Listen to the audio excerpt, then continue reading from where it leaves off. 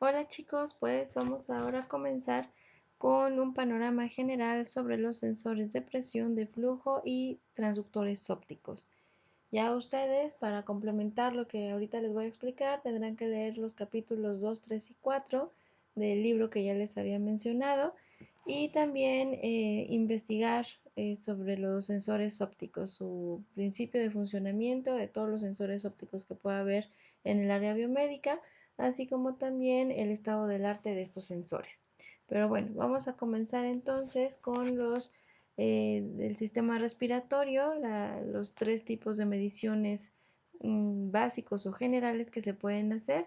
El primero sería la medida de presión, también la medida de flujo y la medida del volumen pulmonar. En el caso de las medidas de presión, pues en sí sabemos que normalmente el margen de medida de las presiones en el sistema respiratorio es muy bajo. Entonces eso tiene que hacer que los transductores o los sensores de presión sean bastante sensibles o lo suficientemente sensibles como para poder capturar las presiones que se están midiendo o que se quieren medir. Asimismo, la frecuencia de estas presiones pues son bajas. En muy pocas ocasiones puede llegar a ser más allá o más grande o más alto que 20 Hz. Entonces, pues sí son situaciones que debemos de elegir exactamente qué es lo que debemos de poner ahí en el transductor de presión para que pueda capturar esas señalitas. En cuanto a las medidas de flujo, bueno, pues la medida del flujo de aire que puede desarrollar un sujeto durante la respiración va a proporcionarnos índices clínicos acerca de la capacidad ventilatoria. Y entonces podemos usar los neumotacógrafos, para poder hacer esta medición. Y pues definir también si existe o no alguna patología en el paciente o en el sujeto. Finalmente tenemos lo que son las medidas de volumen pulmonar.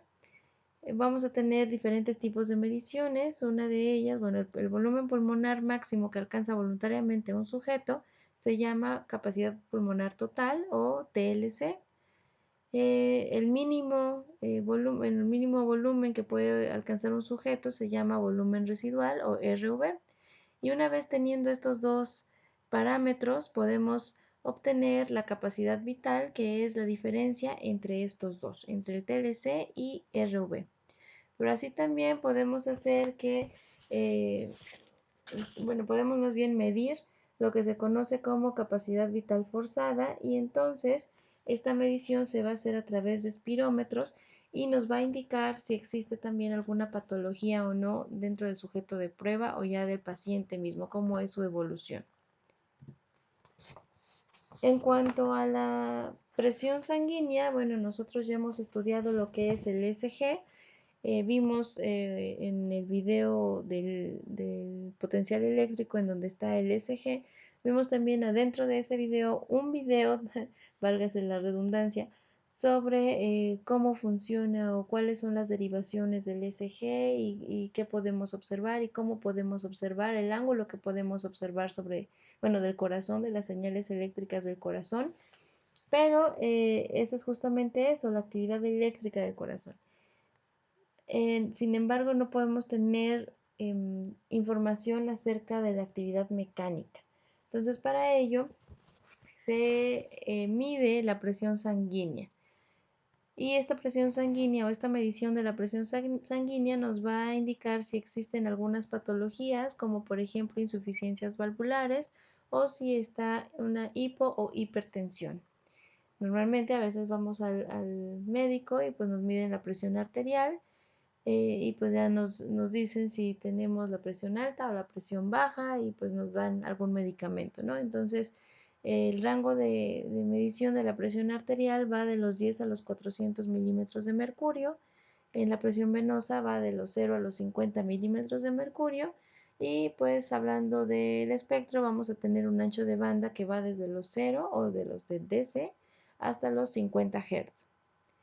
De acuerdo al tipo de medición que nosotros vayamos a emplear para obtener esta presión sanguínea, pues podemos encontrar los métodos directos y los métodos indirectos. Dentro de los métodos directos, en sí los métodos directos son los invasivos, podemos observar que existen catéteres y podemos también usar el catéter y un transductor extravascular o intravascular, o también un sensor que ya está implantado y entonces hacer uso de la telemetría. Aquí vemos unos ejemplos de este tipo de métodos directos o invasivos. Con los métodos indirectos, pues que son los no invasivos, pues no vamos a tener que ingresar o insertar nada en el paciente. Esa es una de las ventajas, pero una de las desventajas es de que pueden ser subjetivos en la interpretación. Normalmente cuando vamos otra vez al médico, pues nos toma la presión usando un baumanómetro, que también pues es el esfigmomanómetro, que es como se ve aquí en la figurita, y pues que también nosotros ya sabemos cómo los utiliza un médico, ¿no? Que es poner un brazalete con una valvulita, va ejerciendo presión, va escuchando a través del estetoscopio, pues el sonido de la presión sistólica y diastólica, y entonces bueno, va bajando lentamente la presión hasta que vuelve a circular la sangre, y entonces va escuchando esas dos presiones y puede determinar entonces cuál es nuestra presión arterial. Sin embargo, como ya mencioné, pues es subjetivo y el médico pues debe tener un buen entrenamiento auditivo para que pueda definir nuestra presión arterial.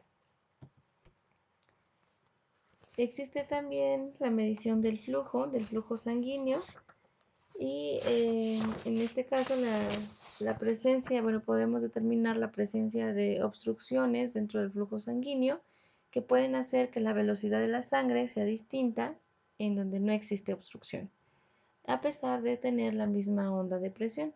Entonces nosotros podemos hacer esa determinación de ver cómo está fluyendo la sangre y entonces ver si existe o no alguna obstrucción.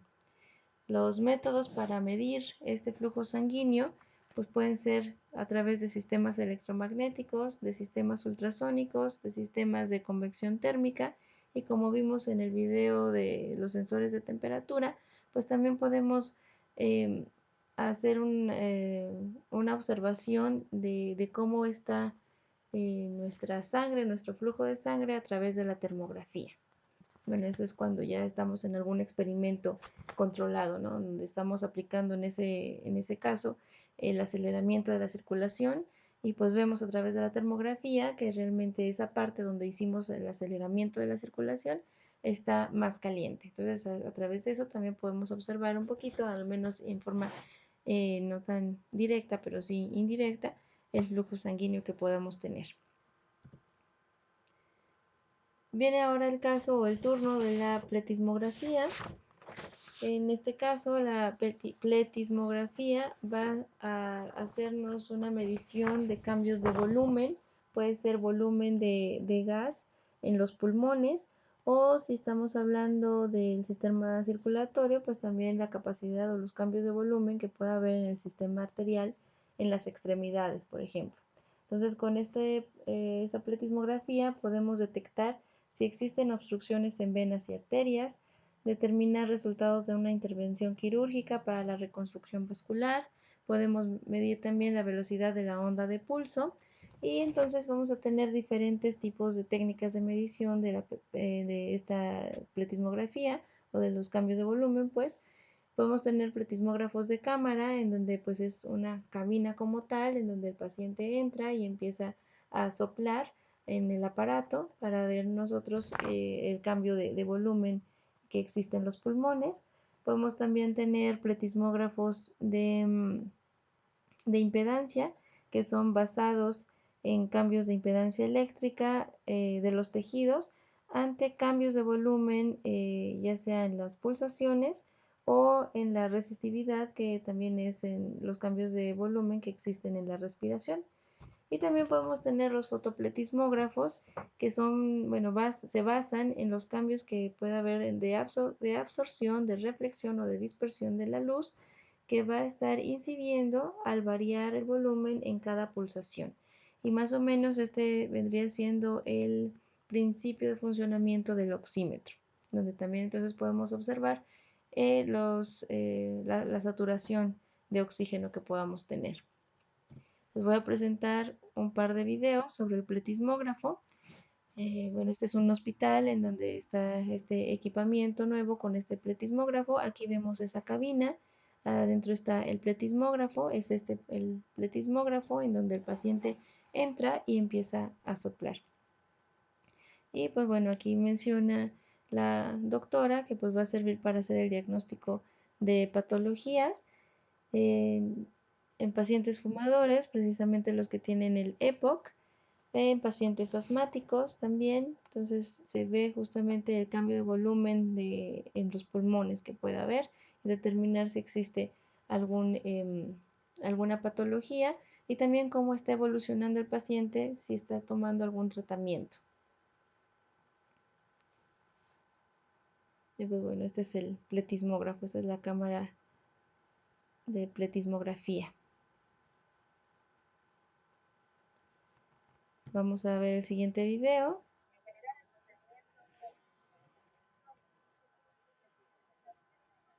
Bueno, aquí está explicando cómo se hace el estudio en este hospital, pero bueno, básicamente se le dice cómo tiene que respirar, con qué intensidad, es lo que ahorita menciona.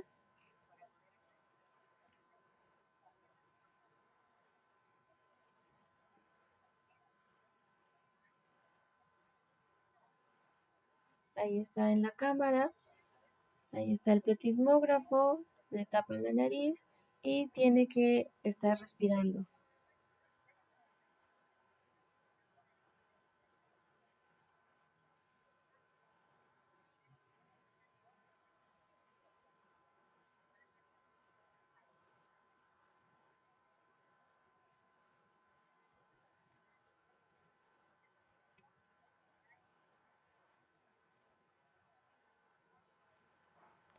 Entonces ahí vemos cómo está esta parte del estudio de la pletismografía, ¿no? Cómo se realiza este estudio. Ya vimos la cabina, entra el paciente, sopla y pues dependiendo de la capacidad pulmonar, de la capacidad de volumen en los pulmones, pues ya se define si tiene alguna patología o cuál es el medicamento a seguir para que mejore esa capacidad. Y finalmente entonces ahora vamos a hablar sobre los sensores ópticos. En este caso les voy a hablar de los sensores ópticos que usan fibras ópticas, pero pues puede haber otros sensores ópticos, ¿no? Que puedan utilizar infrarrojos, que puedan utilizar la termografía, por ejemplo, también puede ser un sensor óptico. Eh, pueden usar a lo mejor LEDs, receptor o transmisor, entonces dependiendo del tipo de sensor óptico, bueno, del tipo de sensor que se use, pues va a ser eh, la aplicación también, pero yo les voy a hablar un poquito sobre los que se basan en fibras ópticas o guías de onda. En este caso podemos tener al menos dos métodos distintivos para la detección óptica cuantitativa. Una puede ser que cuando el analito, bueno, tenemos el analito y el analito afecta directamente las propiedades ópticas de la guía de onda. Entonces eso pues nos va a ayudar a determinar las características de la señal que estamos obteniendo y pues del mismo sensor, ¿no? Porque pues ese analito va a estar haciendo que las características o las propiedades cambien de acuerdo a la variación que estemos nosotros haciendo y entonces eso nos va a ayudar a nosotros a definir qué es lo que está pasando. Otro caso puede ser que una fibra óptica es usada como transductor para guiar la luz hasta una muestra remota y permitir el retorno de esa luz desde esa muestra al sistema de detección. O sea, es un ir y venir de ese haz de luz.